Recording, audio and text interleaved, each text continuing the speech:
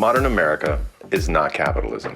In fact, technically, according to Wikipedia, it's democratic socialism.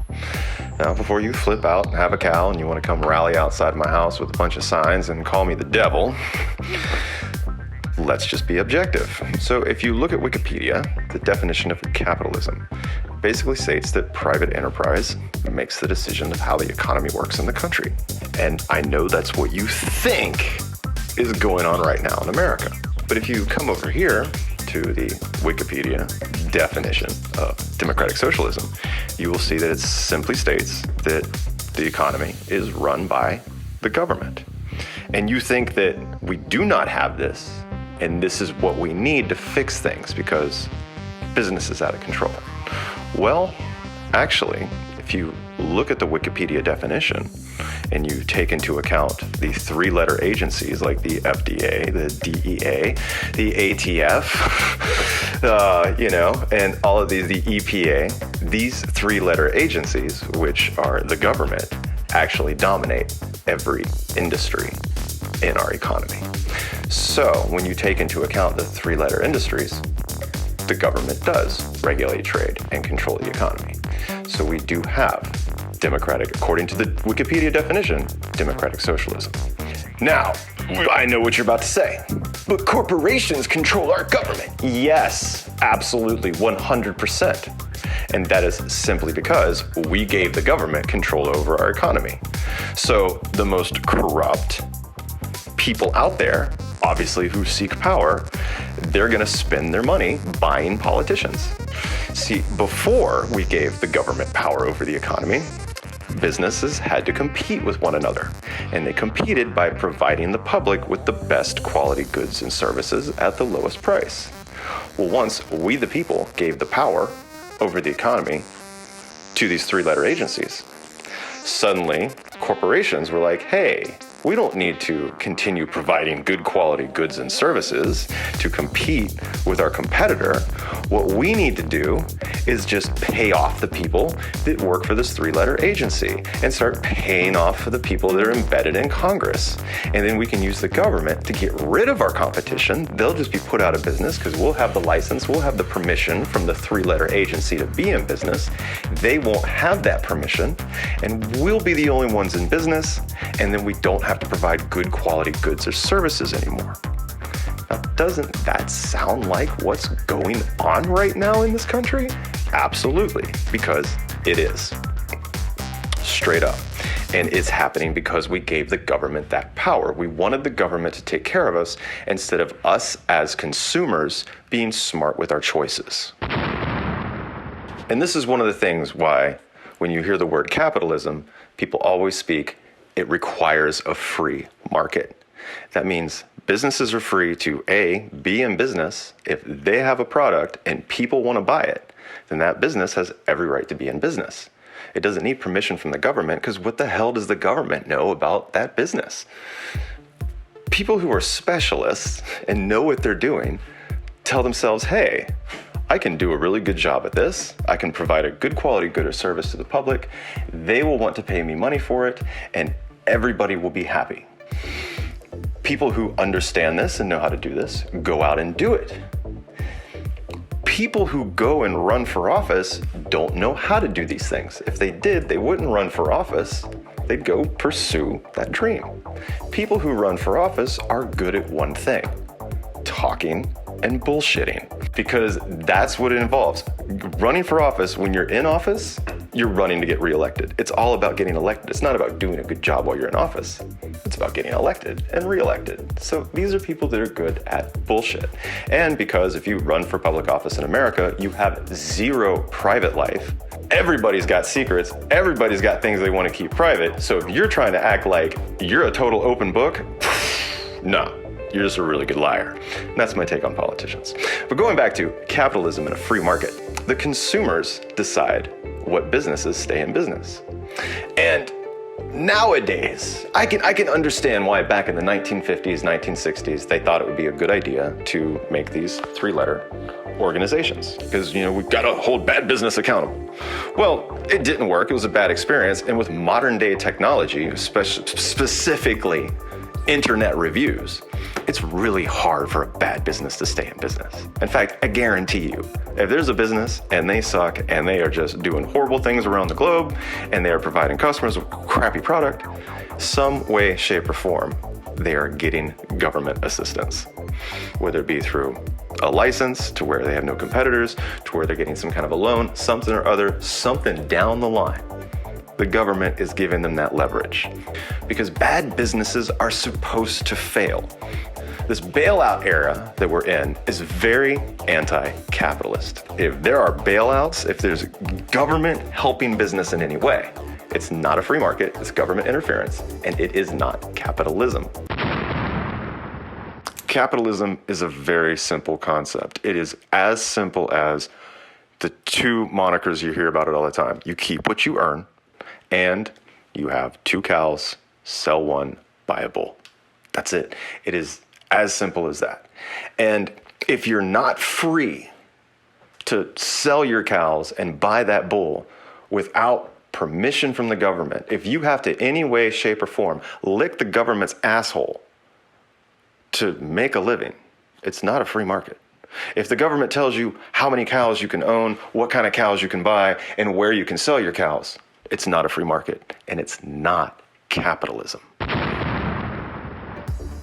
I was enjoying a little back and forth, a little Facebook commentary. This guy, he's going off, and he's trying to say that the southern states during the Civil War were capitalists using slave labor. And I keep trying to tell him, like, look, if people are enslaved, there's no liberty, and it's not a free market. If people aren't free, the market isn't free. So if there's no free market, it's not capitalist. And also, the Southerners didn't call themselves capitalists. They called themselves planters, okay? Because they had a plantation economy, all right? So stop acting like anything that's evil is capitalism. No, capitalism brought you this device that you're listening to right now. Capitalism brought you the connection that allows that device to connect to other devices. Capitalism is what brought you everything that you love, I guarantee you, that's around you right now. Capitalism is what sets people free. Case study, Wright brothers. During the time of the Wright brothers, the whole idea of an airplane was nothing new. Leonardo da Vinci tried making flying machines, and with the way automobiles had come up and engines, the plane was going to be invented. In fact, at the time, it was almost like a race. Who was going to be the first person to invent an actual airplane that flies? A lot like how there's a space race, who's going to be the first company to get to Mars? You know, back in the day, is who's going to make the first airplane? So the Wright brothers, they had a bicycle shop. They knew something about making mechanics. They had a really great idea about how to make it work. They built the plane. They flew the plane. They changed the world. And they would absolutely not be able to do anything like that in this modern day, in this 21st century. Good movie to watch is The Astronaut Farmer with Billy Bob Thornton. Goes right into this. In modern day's time, let's say we didn't have airplanes, but we still had all these damn regulations. Everything else was the same about our world. If these two guys tried to build a plane, tried to build a vehicle of sorts on their property in their backyard, government would not be having that. They'd be breaking zoning laws, their neighbors could complain about them, there'd be all kinds of just local regulations stopping them. And then they want to fly this plane? They want to fly this undocumented, unregistered vessel that we don't know anything about? No. The government agencies are going to say, no, you don't have a license, you haven't put your plane through all this. It's just horse monkeys. You're not going to be able to do it. Back during the Wright brothers' time, we had a free market. Between the end of the Civil War and roughly World War II, we pretty much had a free market for the first time in the history of the world. There was no king or empire taking taxes off of you. In fact, the US government almost went broke twice, and JP Morgan had to bail out the government. And that's a different story for a different day. But that free market, that one time in human history, between 1865 and 1940, we had the biggest leap in technology. We went from horse and buggies and candles to electricity, airplanes, cars, television, radio, the modern era. And it's because people were free. They could invent things and fly the things they invented without kissing the government's ass to get permission to do it, just to be denied, because that's red tape for you. They were free. It was a free market. It was capitalism. And that's what allowed technology to thrive. The economy sucks right now because unless you're doing some kind of online business, any other kind of business that has anything physical location, physical equipment, physical humans, the government's got pages of red tape, like miles of red tape for you to cross. And even if you just spend years and thousands of dollars of your money trying to get across this red tape, it's never a guarantee that you will. I just started reading a great book. It's called The Death of Common Sense. And it was written in the 90s. And in fact, let me pull this thing out of my bag here. I should have that ready. Philip K. Howard, The Death of Common Sense. He talks about how in the 1960s, there was just like this rush for regulation. People in the 1960s, Americans, thought it was just the greatest idea to start writing regulations for everything. Like this is us being progressive. Yeah, as progressive as microwave meals filled with a bunch of preservatives. It was just one of those really bad ideas of the 20th century. And in this first chapter, he's talking about Mother Teresa in New York, and sometime in the 1980s, and I would read from the book, but basically Mother Teresa and her crew, they had a foundation helping the homeless. What they wanted to do is they wanted to get one of these old dilapidated buildings that's vacant in New York City, and they wanted to fix it up and turn it into a homeless shelter. They had a business plan. They had like $200-something thousand that was donated to them. They had a means of being able to take this $200,000 and take this old building and make it to where it would house 60 people absolutely free for their charity. And they had the means to do it. And they struck a deal with the mayor. The mayor sold them the building for $1. And they went in there and they got to work. And immediately, all of the agencies of New York City came in and stopped them. They spent 2 years, Mother Teresa and her nuns, going to hearings, going to court dates, ridiculous stuff. Things like they had to have an elevator in the building. And Mother Teresa's like, well, that's going to cost us an extra $150,000. And we don't really need an elevator. We're fine taking the stairs. It's just a bunch of us nuns. We're used to roughing it. We're nuns. We're here to help the homeless. The homeless, they're beggars. They can't be choosers. We don't really need an elevator. No, city's like, nah, look, if you don't have a brand new elevator system in this building, you can't renovate it because we made these rules in the 1960s saying that every building has to have an elevator. It's not fair for people to not have elevators. Okay, so every building has to have an elevator. Well, that doesn't work financially for Mother Teresa. They had to scrap the whole plan. After 2 years, what could have been a great thing and could have been successfully duplicated, they had to scrap it because of stupid regulations. Another thing he's talking about in this book is there was a YMCA, I think also in New York City. The YMCA was... They were doing charity events, doing stuff. I guess they're doing more than just being a gym. And the city came in and said, oh, look, you have to install a brand new fire alarm system.